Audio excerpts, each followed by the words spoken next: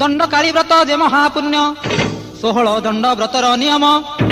ତେଣୁ ଦଣ୍ଡ ନାଚ କରନ୍ତି ଧନ ଯେ ଆହାର ଦଣ୍ଡ ପ୍ରଥମ ଅକଟା ଅବଟା 8 ପ୍ରହରରେ ଯେ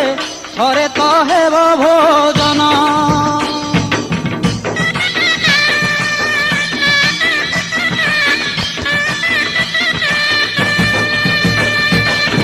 କୌଣସି ଶବଦ ଶୁଭିବ ନାହିଁ ନିଶବଦ ରାତି ଥିବ ଯେ ହୋଇ କେବଳ ଢୋଲ ଘଣ୍ଟ ବାଜୁଥିବ ଧାନ ଗୁଡ଼ି ଯେ ଅନ୍ୟାନ ବାଜିବ ଯେ ନୀରବେ ହେବ ଭୋଜନ ଅତି ନିଷ୍ଠାପର ଦଣ୍ଡ ବ୍ରତ ସାର ଯେ ସକଳ କାମନା ପୂର୍ଣ୍ଣ।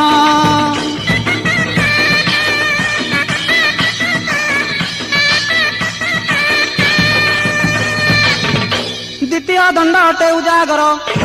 13 ରାତି କଟାଇବ କଷ୍ଟର ତୃତୀୟ ଦଣ୍ଡ ଗୃହ ତ୍ୟାଗୀ ହେବ